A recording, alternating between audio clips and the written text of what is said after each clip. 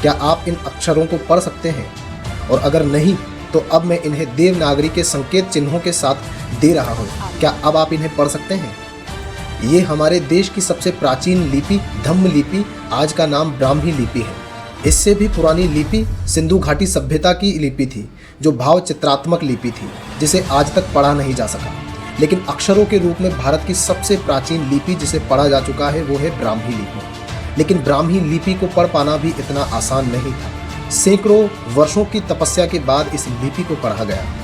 विभिन्न शिलालेखों, स्तंभ लेखों, गुहा लेखों पर उत्कीर्ण होने के बावजूद भी हजारों सालों तक हम इस लिपि को पढ़ने में असमर्थ थे। लेकिन ऐसा हुआ क्यों कि हमारे देश की लिपि होने के बावजूद भी हम इसे पढ़ना भूल चुके थे और आज हजारों सालों के बाद हम इस लिपि को पढ़ने में समर्थ हो पाए?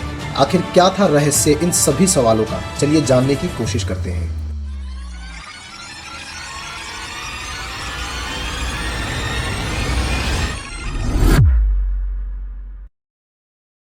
दोस्तों, आज से लगभग 2300 साल पहले भारत पर ऐसे महान सम्राट का शासन था जिनका साम्राज्य पूरे भारतीय उपमहाद्वीप के समूचे भूभाग पर फैला हुआ था।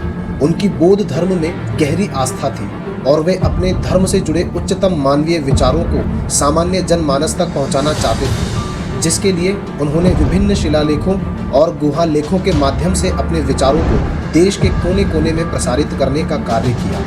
सालों तक उनके यह विचार कई पीढ़ियों को प्रभावित करते रहे, लेकिन जैसे जैसे समय बीतता गया नई भाषाएं, नई लिपियों का उद्भव होना शुरू हो गया और जिसके कारण अभिलेख पर लिखी गई वह प्राचीन लिपि दयनीय हालत में जाती गई, जिस वजह से उन अभिलेखों को पढ़ पाना बेहद मुश्किल होने लगा और हजारों साल बाद उन्हें पढ़ पाना बिल्कुल असंभव हो गया।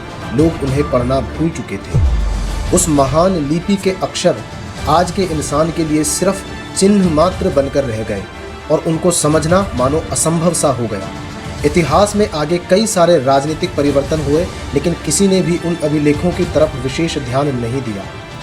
फिर दौर आया दिल्ली सल्तनत का और इसमें 14वीं शताब्दी के मध्य में दिल्ली पर फिरोज शाह तुगलक नाम के एक शासक बने। एक दिन शिकार के दौरान जब फिरोज शाह तुगलक को अंबाला के निकट मेरठ से एक स्तंभ सम्राट अशोक का प्राप्त होता है। बारीकी से तराशे गए उस आकर्षक स्तंभ को देखने के बाद फिरोज शाह तुगलक उससे इतना प्रभावित हुआ कि उसने उस स्तंभ को काटकर फिरोजाबाद में अपने महल के ऊपर ही स्थापित कर दिया।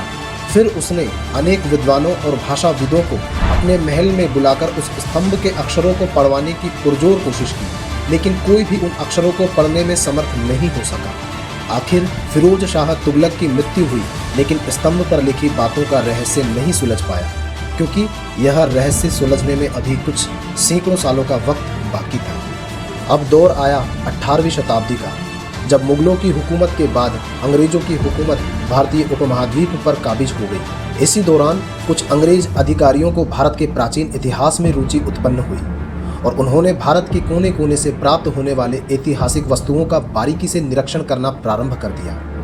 उन्हें जल्द ही पता चला कि फिरोज शाह तुगलक द्वारा स्थापित उस स्तंभ पर जो लिपि उत्कीर्ण है, वही लिपि भारत के विभिन्न क्षेत्रों से प्राप्त होने वाले शिलालेखों और गुहा लेखों पर भी उत्कीर्ण है। उसी वक्त जेम्स प्रिंसेप, जो कि ईस्ट इंडिया कंपनी में एक अधिकारी के पद पर कार्यरत थे, उन्होंने इस लिपि को पढ़ने का कार्य अपने हाथों में ले लिया। जेम्स प्रिंसेप को पुराने सिक्कों के माध्यम से प्राचीन अक्षरों को पढ़ने का खासा अनुभव था। उन्होंने फिरोज शाह तुगलक के स्तंभ का बारीकी से निरीक्षण किया तो उसे पता चला कि उसमें एक शब्द की बार बार पुनरावृत्ति हो रही है और वह शब्द दानम। पाली भाषा में लिखे गए इस अभिलेख से अक्षरों की उच्चारण की कड़ियों को जोड़ते हुए जेम्स प्रिंसेप ने धीरे धीरे संपूर्ण लिपि के अक्षरों का अर्थ कर लिया। सन 1838 में जेम्स प्रिंसेप ने अनेकों शिलालेखों को पढ़कर यह सुनिश्चित किया कि इन अभिलेखों पर देवानप्रिय प्रियदर्शी अर्थात देवों का प्रिय सुंदर मुखाकृति वाले राजा ऐसी उपाधि धारण किए हुए चक्रवर्ती सम्राट अशोक द्वारा किए गए विभिन्न दानों, धम्म उपदेशों और आदेशों को उत्कीर्ण किया गया है। ये अभिलेख तत्कालीन लोक भाषा की लिपि ब्राह्मी लिपि में लिखे गए हैं। इसे उस वक्त पर धम्म लिपि कहा जाता था, जो मौर्यकालीन ब्राह्मी लिपि है, जिससे आज की देवनागरी, बंगाली और गुजराती जैसी लिपियों का निर्माण हुआ है। हालांकि जेम्स प्रिंसेप ने जब इस लिपि को पढ़ा तभी से मौर्यकालीन लिपि या भारतीय पाली के नाम से ही संबोधित किया। लेकिन बाद में फ्रेंच ओरिएंटल लिस्ट का संदर्भ लेकर इस लिपि को ब्राह्मी लिपि के नाम से संबोधित किया और तब से इस लिपि को ब्राह्मी के नाम से जाना जाता है। दोस्तों, जेम्स प्रिंसेप द्वारा किए गए सफल प्रयासों के कारण ही आज हम 2300 साल पुरानी अभिलेख को पढ़कर चक्रवर्ती सम्राट अशोक के किए गए उन महान कार्यों को विस्तार से समझ रहे हैं। इस प्राचीन भारत के इतिहास को समझने में जेम्स प्रिंसेप का योगदान काफ़ी महत्वपूर्ण माना जाता है। तो दोस्तों, आपको यह जानकारी कैसी लगी हमें कमेंट में ज़रूर बताएं। इस वीडियो को लाइक करके अपने दोस्तों के साथ शेयर करें, चैनल को सब्सक्राइब करें, बेल आइकन को ज़रूर ऑन करें ताकि हमारी नेक्स्ट वीडियो का नोटिफिकेशन आपको मिल सके।